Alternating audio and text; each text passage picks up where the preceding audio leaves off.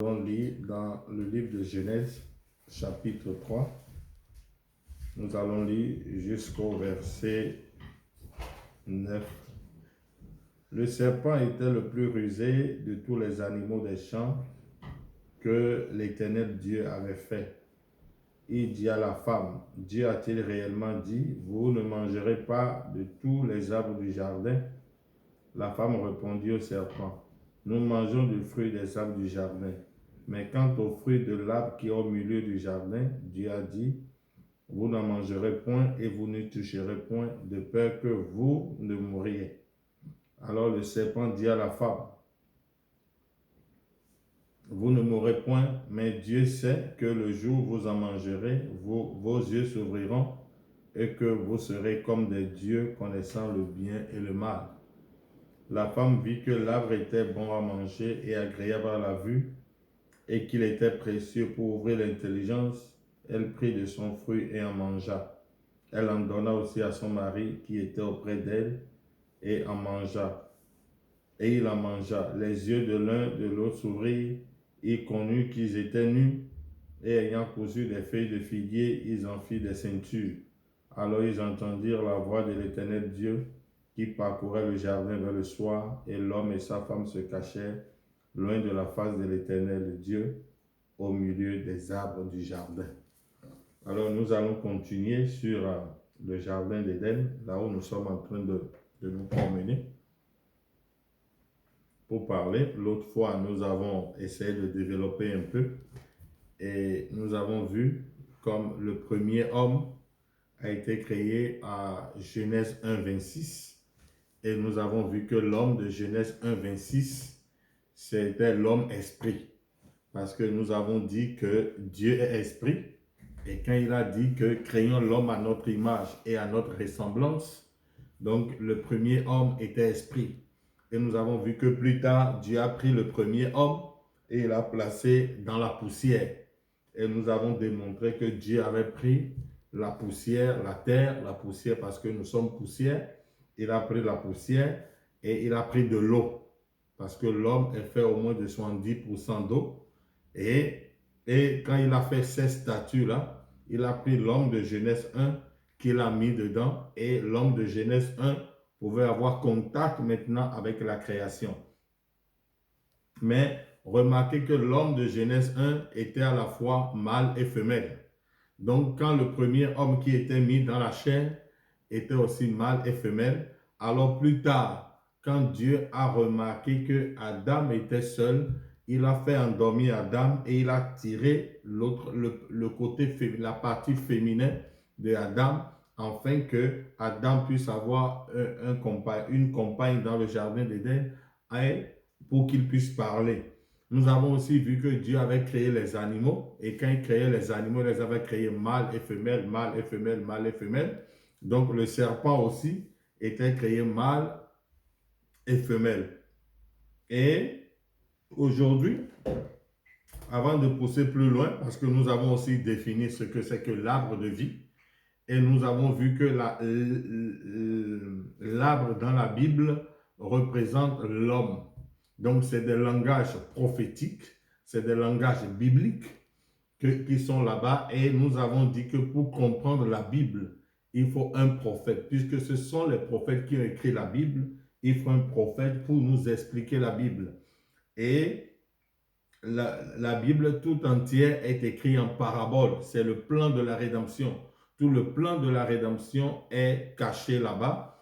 Et nous avons vu qu'il faut que ce plan-là soit révélé pour que nous puissions comprendre ce qui s'est passé réellement dans le cours de l'histoire de la Bible. Parce qu'aujourd'hui, si nous ne comprenons pas ce qui s'est passé dans le livre de la Genèse ou bien même dans l'Éden, nous ne pouvons pas comprendre la suite des choses, parce que tout a commencé en Éden.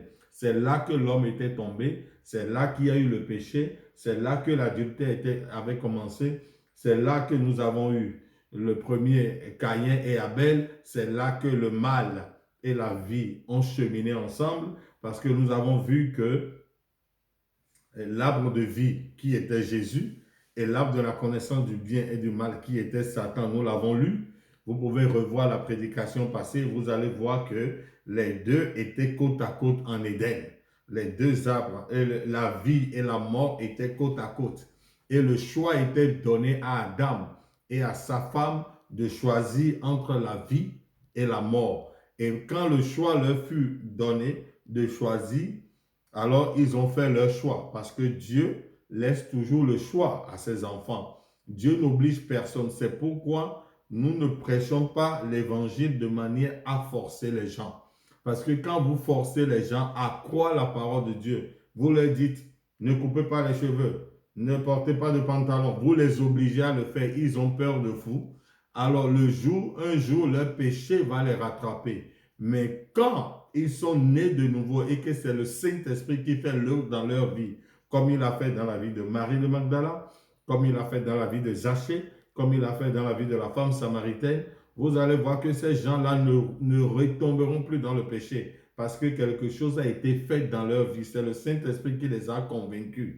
C'est en cela que Branham dira, ne faites pas les choses parce que c'est moi qui le dis, mais laissez à ce que vous soyez convaincus dans votre cœur, que ce soit le Saint-Esprit qui vous convainc.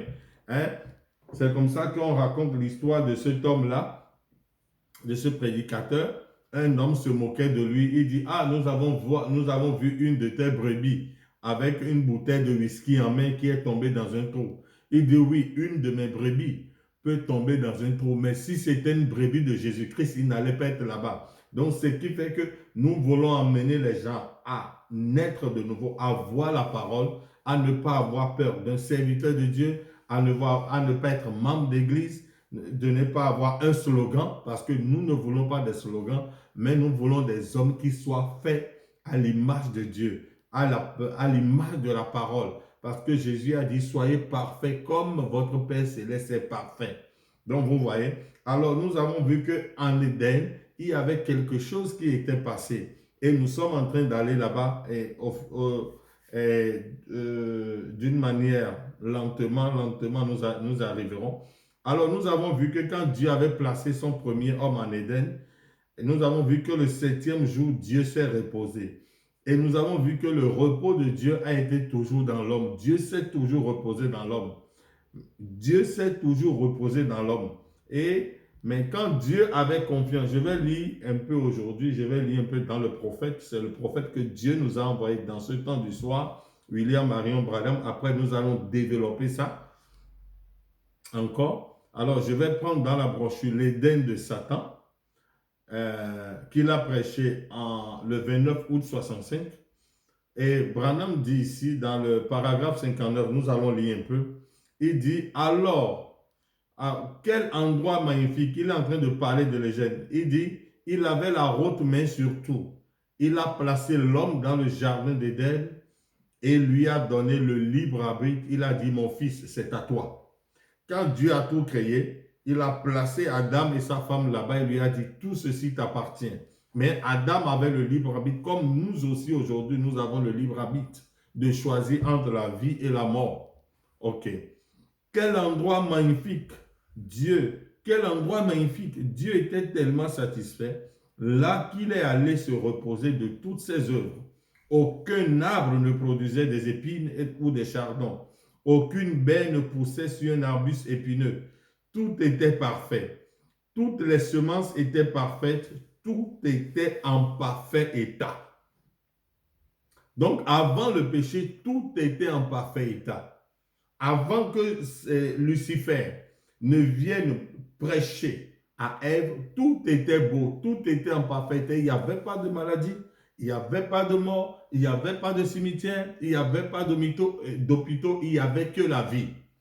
Le paragraphe 59. Alors, quand il est allé se reposer un peu, son ennemi est entré en douce. Vous voyez, son ennemi est venu en douce avec sa séduction. Et il a pris le contrôle en donnant à ses enfants une interprétation fausse de son programme. Donc, il est venu, l'ennemi de Dieu, nous l'avons lu, Satan.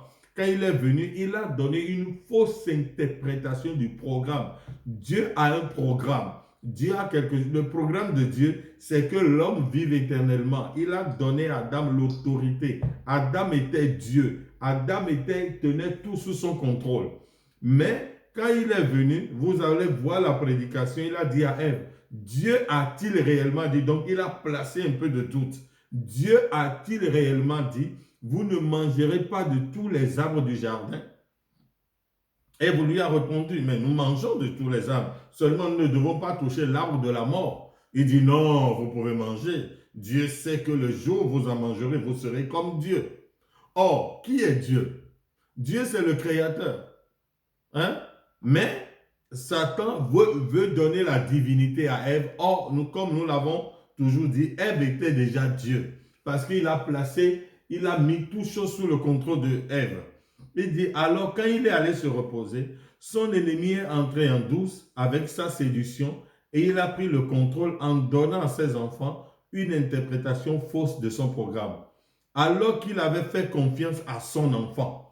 Dieu avait fait confiance à son enfant comme il fait encore confiance en nous aujourd'hui.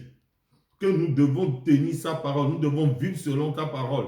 Il dit, alors qu'il avait fait confiance à son enfant, comme vous faites confiance à votre fille quand elle sort le soir avec un homme, que vous faites confiance à votre fils quand il doit sortir avec un garçon qui boit ou un garçon qui fume.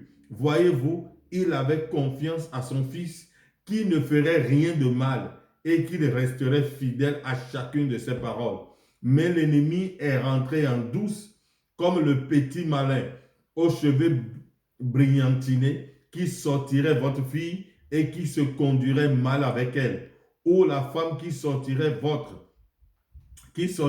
votre fils, et la même chose. Voyez-vous, il est entré en douce. L'ennemi de Dieu est entré en douce et il a donné à Ève une interprétation fausse de la parole. Et nous allons descendre un peu dans le paragraphe 80, et vous allez voir que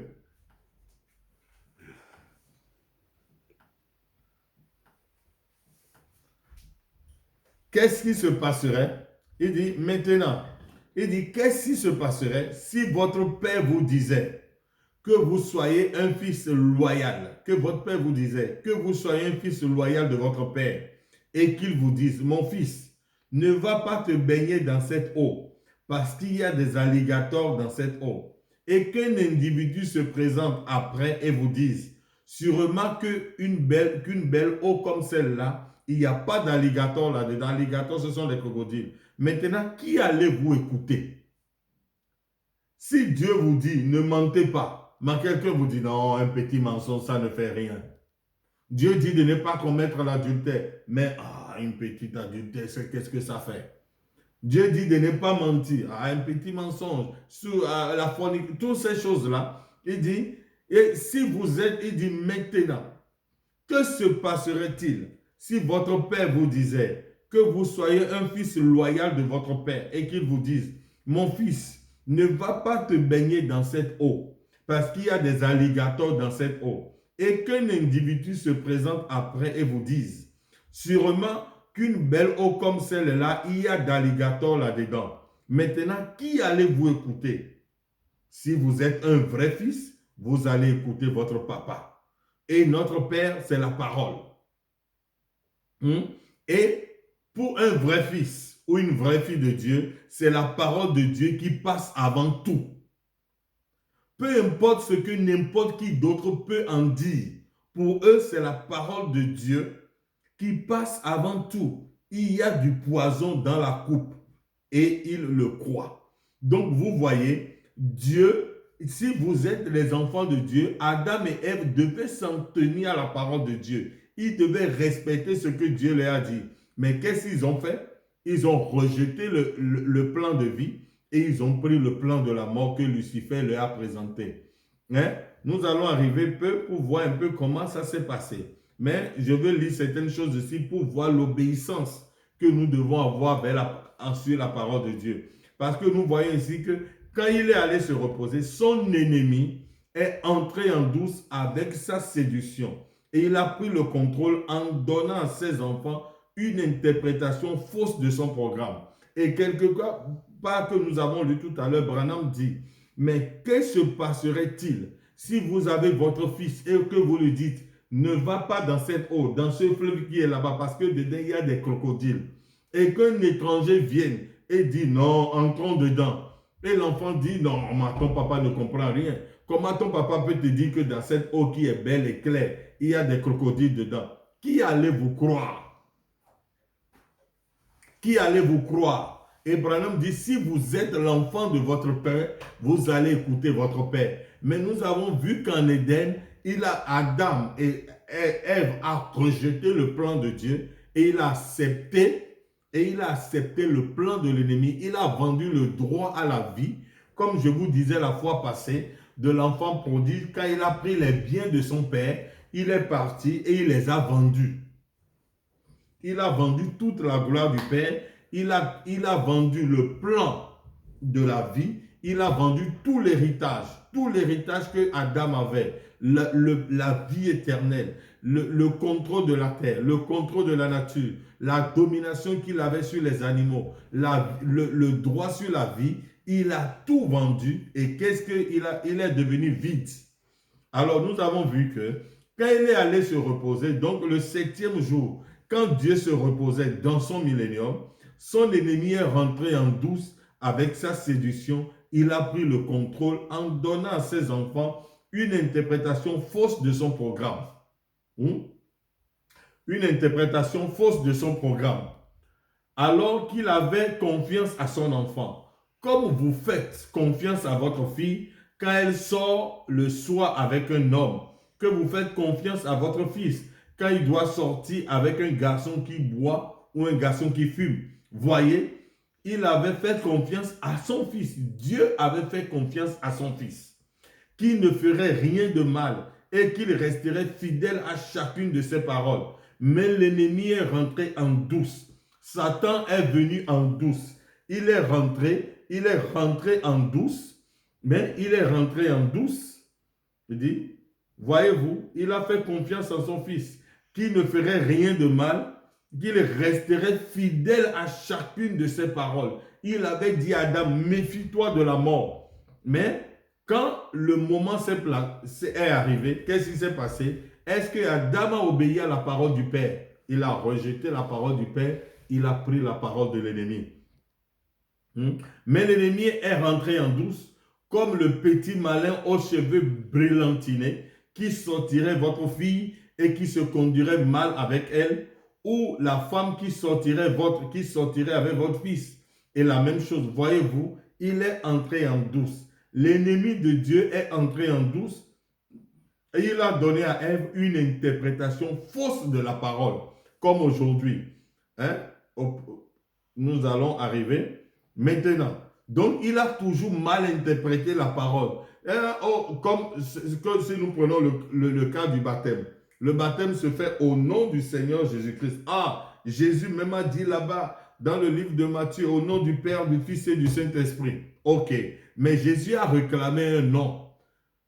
Et Pierre, qui était l'apôtre, à qui Jésus avait remis les clés, 10 jours plus tard, quand il s'est présenté là-bas, après la Pentecôte, après que le Saint-Esprit soit descendu, au lieu que Pierre répète au nom du Père, du Fils et du Saint-Esprit, il a dit au nom de Jésus-Christ. Pourquoi? Parce qu'il a compris que le nom du Père, du Fils et du Saint-Esprit, c'est le Seigneur Jésus-Christ. Il a compris que Père, ce n'est pas un nom, Fils, ce n'est pas un nom. Il dit Père, c'est un titre, Fils, c'est un titre, et le Saint-Esprit, c'est ce que Dieu est. Alors, il a compris que le nom du Père, c'est le Seigneur Jésus-Christ. C'est pourquoi le baptême est fait au nom du Seigneur Jésus-Christ. Mais quand Satan vient aujourd'hui, qu'est-ce qu'il fait? Il a pris la parole de Dieu pour donner une mauvaise interprétation. Et c'est ce qu'il a fait. L'ennemi de Dieu est entré en douce et il a donné à Ève une interprétation fausse de la parole. Ok. Et maintenant, c'est pas cette chute, donc pas la chute qui s'est produite en Éden. Et je dis que nous allons parler de cette chute-là. Nous allons détailler ce qui s'est passé en Éden, mais nous essayons d'aller doucement. Nous avons tout le temps. C'est pas cette chute qu'il a pris possession du jardin d'Éden et se l'est acquis. Donc quand l'homme était tombé, alors l'ennemi de Dieu a pris le contrôle du jardin de l'Éden. Hein? Maintenant, quand nous parlons du jardin de l'Éden, nous avons une image d'un jardin comme ça. Mais je dis qu'au fur et à mesure que nous allons avancer, nous allons voir le jardin d'Éden dans toutes ses facettes. Hein? Parce que l'homme était le jardin d'Éden de Dieu, hein, où Dieu se reposait à l'Orient. Ok. Maintenant, pas cette chute, c'est pas cette chute qu'il a pris possession du jardin d'Éden et se l'est acquis. Il en a pris possession. Quand Adam a désobéi à la parole, automatiquement, Satan est devenu propriétaire. Il a pris contrôle de toutes choses. Adam a perdu le droit sur la vie. C'est pourquoi quand nous avons parlé de l'enfant prodige l'autre fois, nous avons dit que l'enfant prodige a pris toute la richesse de son père. Il est allé, il a dilapidé. C'est ce que Adam a fait en Éden. Il a dilapidé les biens du père. Il a dilapidé le droit sur la vie, le droit sur l'arbre de vie. Il a dilapidé ça et Adam est devenu vide. Parce que la maison est devenue vide. La maison était occupée avant par Dieu, mais la maison était devenue vide. Et quand la maison devient vide, automatiquement l'ennemi prend contrôle de la maison. C'est pourquoi Jésus dit que quand les mauvais esprits sortent de quelqu'un, il va habiter il va dans les lieux arides. La maison est propre. Mais le mauvais esprit, ce n'est pas quand il part, il reste, il revient pour voir si la maison là est occupée. Chaque maison doit être occupée. Parce que si une maison n'est pas occupée, vous allez voir que les insectes, les araignées, tous les petites bêtes là vont commencer par circuler dans la maison et la maison deviendra un repère des oiseaux impurs. Les chauves-souris, tous les animaux vont venir faire leur caca, tout dedans, ça devient un repère de tous les oiseaux impurs. C'est pourquoi la maison doit être occupée, parce que chaque maison doit être occupée pour que quelqu'un puisse nettoyer, pour que ça soit propre. Mais quand l'ennemi vient et qu'il voit que la maison n'est pas occupée, qu'est-ce qu'il fait? Il part, il va dans les lieux arides et il appelle 7 démons qui sont encore plus dangereux que lui. Et ils reviennent pour habiter dans cette maison-là. C'est pourquoi, quand Adam était tombé, automatiquement, Adam était devenu vide. Ok. C'est par cette suite qu'il a pris possession du jardin d'Éden et se l'est acquis. Il en a pris possession. Et voilà maintenant 6000 ans qu'il règne sur sa tromperie. Il séduit les gens, les enfants de Dieu, comme il avait fait à ce moment-là. En effet, il leur avait été donné le libre arbitre, leur permettant d'agir comme ils le voulaient et croyant qu'ils agiraient correctement ou espérant qu'ils agiraient correctement. Mais voilà qu'ils n'ont pas agi comme il faut. Ils ont vendu leur droit d'aînesse comme Ésaü l'a fait pour ce monde. Et Satan a remporté la victoire. En Éden, Satan a remporté la victoire. Parce que les enfants de Dieu ont fait tomber la barrière, comme nous faisons tomber la barrière aujourd'hui, nous aussi. Pour quelque chose, pour un petit pain, pour quelque chose, nous faisons tomber la barrière. Hein? Il dit, ils ont vendu leur droit d'aînesse, comme Ésaü l'a fait pour le monde. Et Satan a remporté la victoire et en a pris possession. Satan a remporté la victoire et en a pris possession. Et il a eu 6000 ans pour construire son Éden. Donc Satan, quand il a pris possession de l'Éden de Dieu, il a eu 6000 ans pour construire son Éden. Et nous sommes dans l'Éden de Satan. Voilà l'Éden de Satan. Voilà. Hein? Ok, il a eu 6000 ans pour construire son Éden. Comme Dieu a eu 6000 ans pour achever son Éden à lui. Et ce n'est pas la séduction. La séduction de la parole ou des gens qu'il a maintenant établi son propre Éden sur la terre dans le péché. L'Éden de Dieu a été établi dans la justice. L'Éden de Satan est établi dans le péché. Parce que Satan est le péché. Et le péché signifie quoi? C'est l'incrédulité, ne pas croire la parole de Dieu. Il dit parce que Satan est le péché, Dieu est la justice. Et le royaume de Dieu a été établi dans la justice, la paix et la vie. Et Satan, il a établi le sien dans le péché et le péché. Quel genre de péché? Le péché religieux. C'est pourquoi Branham dit que quand Satan vient, il ne va pas se présenter à vous comme un bouddhiste. Il ne viendra pour dire que je suis un féticheur, je suis un franc-maçon. Non, il viendra avec la Bible.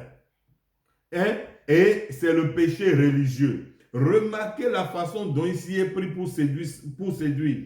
Sa tromperie. Ça s'est passé comme il avait dit. Il avait promis de faire ça. Satan avait promis de prendre le contrôle de la création. Il dit, remarquez comment, la façon dont il s'y est pris pour séduire. Sa tromperie. Ça s'est passé comme il avait dit. Il avait promis de faire ça. Est-ce que quelqu'un le savait? Il avait promis de prendre le contrôle de la création. Quelqu'un le savait? Prenons d'Ésaïe. Si vous voulez quelques-uns des versets que j'ai ici. Voyez, je devais en citer plus, je suppose. Prenons Ésaïe chapitre 14, un petit instant, et voyons ce que Satan avait dit ici. Un petit instant dans Ésaïe 14. Nous allons le lire. Observez ce que ce personnage a fait. Ésaïe 14 à partir du verset 12. Te voilà tombé du ciel, astre brillant, fils de l'aurore. Tu es abattu à terre, toi le vainqueur des nations. Tu disais en ton cœur, donc il avait ce projet dans son cœur de prendre le contrôle de la terre, de prendre le contrôle des enfants de Dieu, de faire tomber les étoiles de Dieu, de devenir le roi. Il dit, te voilà tombé du ciel, astre brillant, fils de l'aurore. Tu es abattu à terre, toi le vainqueur des nations. Tu disais en ton cœur, je monterai au ciel, j'élèverai mon trône au-dessus des étoiles, c'est-à-dire des fils. Donc, je placerai mon trône au-dessus des fils de Dieu, je vais régner sur eux. Hein? Et je placerai mon trône au-dessus des étoiles, c'est-à-dire des fils, des étoiles de Dieu, et je m'assirai sur la montagne de l'assemblée à l'extrémité du septentrion. Et je monterai sur le sommet des nues, je serai semblable au Très-Haut. Ça, c'était le projet de Lucifer. Et il a réalisé ça en Éden. Maintenant, comparez ça ici avec les autres versets que nous avons pris. Dans Thessaloniciens, tout à l'heure, où il disait, il est assis dans le temple de Dieu, s'élevant au-dessus de tout ce qu'on appelle Dieu, jusqu'à être adoré comme Dieu sur la terre. Voilà son projet. Il voulait être adoré comme Dieu. Voilà le Dieu de ce monde dont je vous ai parlé dans ma prédication de dimanche passé. Le voici aujourd'hui avec sa séduction. C'est un perfide. Ce temps terrible où nous vivons, c'est le temps le plus glorieux de tous les âges parce que nous avons de nouveau devant nous le grand millénium. Nous avons de nouveau devant nous l'Éden. Par contre, nous sommes en plein dans l'âge où toute la séduction et toutes les tactiques qu'il a jamais utilisées et avec lesquelles il a réussi à séduire, et il les a tous rassemblés et il s'est donné plus de force. Et le voici maintenant comme Dieu. Et le voici maintenant comme Dieu. Et quand alors qu'il prend la place de Dieu, il est religieux. Il peut citer l'Écriture. Donc Satan est religieux. Quand nous parlons de la queue de Satan, c'est son enseignement. Frère Branham dit c'est le péché religieux. Il dit il est religieux. Hein? Il les a tous rassemblés pour se donner. Il s'est donné plus de force. Et le voici maintenant comme Dieu. Alors qu'il prend la place de Dieu, il est religieux. Il peut citer l'Écriture et vous annoncer l'Écriture exactement comme Satan l'a fait à Ève dans le jardin d'Éden. Satan avait cité les Écritures à Ève. Dieu a-t-il réellement dit? Donc il a pris la parole de Dieu, il a cité. Il cite les Écritures, mais pour des fins de mensonge. Il ne le fait pas dans le but du royaume, mais dans son propre but. Parce que son but, c'était quoi? Être semblable au Très-Haut, être adoré comme Dieu. C'est le but de Lucifer. C'est pourquoi nous sommes en train de nous promener dans le jardin d'Éden pour vous faire voir le projet que Lucifer avait, ce qu'il veut faire, ce qu'il avait en tête de faire, prendre le contrôle de la création. Et si nous ne comprenons pas ce qui s'est passé en Éden, là où toutes les semences ont commencé, nous n'allons pas comprendre ce que nous vivons aujourd'hui. Parce que c'est aujourd'hui que nous sommes à la fin de toutes choses. Et Branham nous dit aussi que le péché aujourd'hui, c'est l'incrédulité. Mais quelle incrédulité? C'est le péché religieux. Il ne va pas vous laisser dans la route, il va vous dire d'aller à l'église. Il va vous dire de lire la Bible. Il va vous dire de lire les brochures. Il va vous encourager. Mais qu'est-ce qu'il va essayer de vous faire? Il va vous dire de rejeter la révélation de la parole. Ok. Alors, il dit, il est religieux, il peut citer l'écriture et vous annoncer l'écriture exactement comme Satan l'a fait à Ève dans le jardin d'Éden. Mais tout ce qu'il a fait, c'est d'en omettre une seule partie. Il va citer l'écriture, mais qu'est-ce qu'il va faire? Il va omettre une partie. Il va omettre la révélation. Que le baptême doit se faire au nom du Seigneur Jésus-Christ parce que là-bas, Pierre a reçu la révélation. Il a reçu la révélation que le nom du Père, du Fils et du Saint-Esprit, c'est le Seigneur Jésus-Christ. C'est là la révélation. C'est pourquoi tout baptême qui est fait, qui n'est pas fait en accord avec ce que Pierre a dit dans le livre de Actes 2:38, c'est un baptême caduc. Ça n'existe pas dans le royaume de Dieu. Mais nous avançons plus loin. Ok. Il dit, oh, il est religieux. Il peut citer l'écriture et vous annoncer l'écriture. Exactement comme Satan l'a fait à Ève dans le jardin d'Éden. Mais, tout ce qu'il a fait, c'est d'en omettre une seule partie. D'ouvrir cette brèche par laquelle la doctrine pernicieuse du diable pourra s'infiltrer comme le filtre de l'homme qui réfléchit dont nous parlions l'autre soir. Vous voyez, il va citer les Écritures. Ce n'est pas qu'il va... Parce que quand il était venu chez Ève ici, le serpent, parce que nous allons déployer le serpent, nous allons vous montrer qui est le serpent en Éden. Mais pour le moment, vous voyez le but de Lucifer. Quand Michel a vaincu la première bataille au ciel, quand il était tombé sur la terre, il avait un projet dans son cœur. Et ce projet-là, c'est quoi? C'est d'être semblable au Très-Haut et être adoré comme Dieu. Il veut être adoré. Il veut habiter dans l'homme. Et Branham dit que ce privilège d'habiter dans l'homme, Dieu se l'est réservé pour lui-même. Satan ne peut pas habiter dans l'homme, mais Satan peut entrer dans les animaux. Dans les animaux, oui, mais pas dans l'homme. Et nous allons démontrer qui est homme et qui est animal, parce qu'il y a des animaux sur la terre. Parce que Paul va nous dire dans le livre de Corinthiens, nous allons voir un peu si je trouve le verset là, nous allons lire, qu'il y a l'homme animal et l'homme spirituel. Il me semble que c'est dans 1 Corinthiens.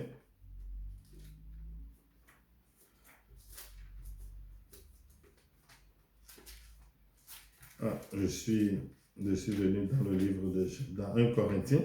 Si je trouve ça, nous allons lire ça. Je n'avais pas préparé ça.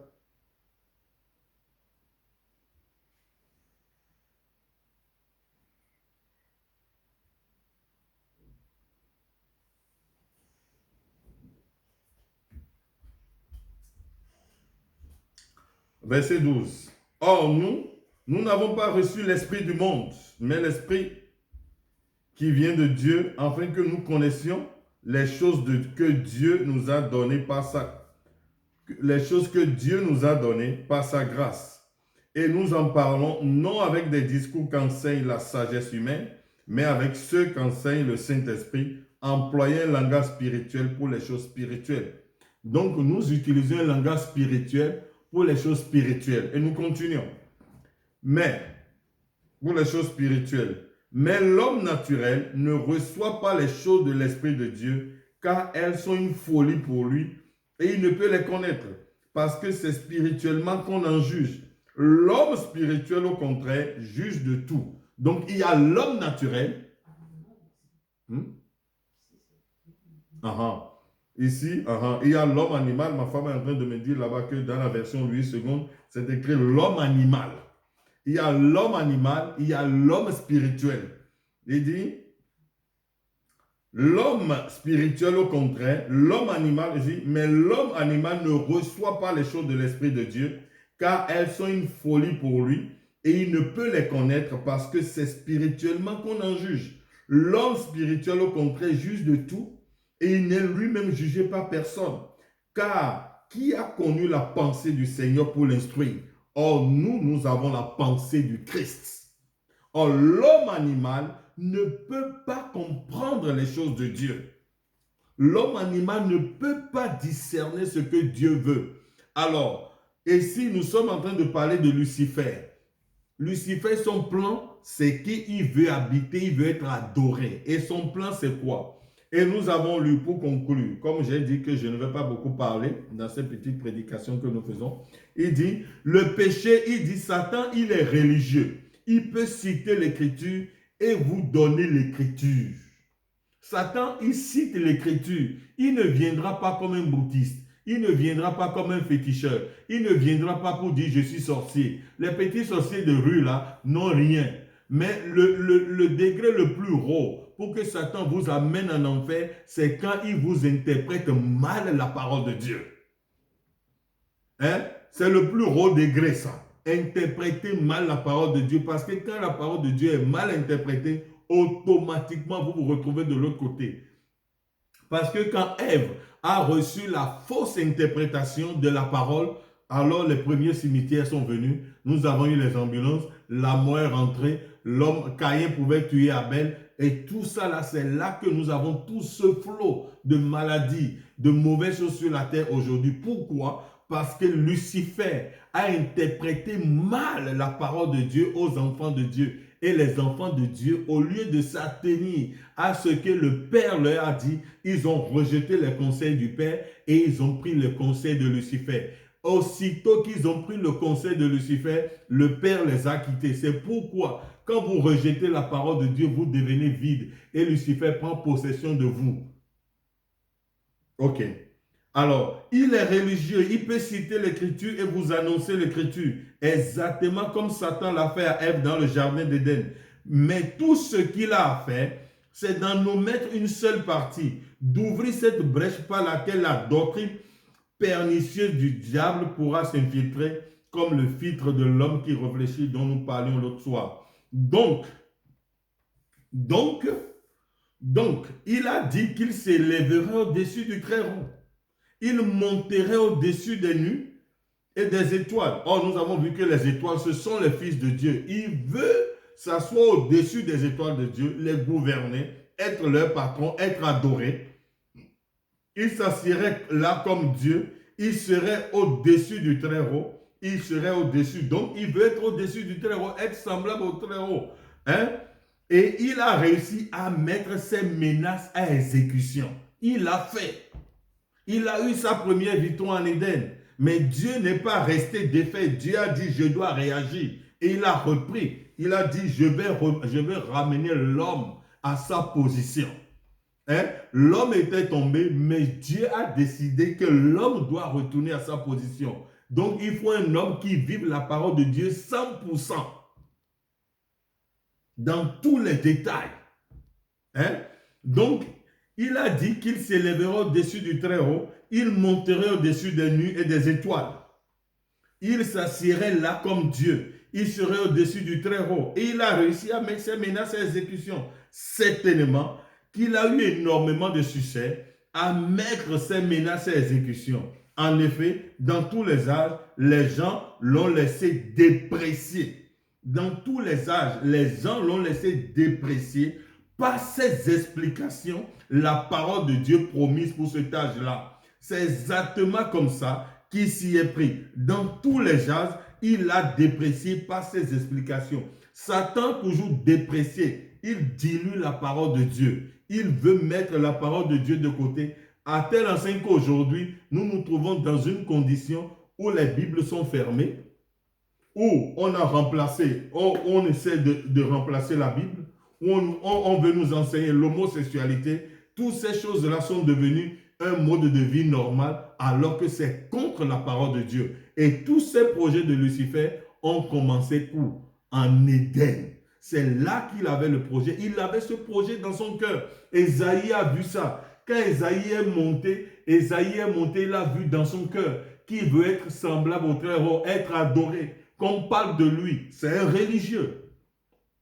Aujourd'hui, il est religieux. Ce n'est pas l'homme là qui est dans la rue qui traîne une bouteille de billets. Non, mais nous sommes en train de parler de Lucifer dans l'église. Il est maintenant dans les églises et c'est Lucifer qui est adoré maintenant dans les églises. Que Dieu vous bénisse.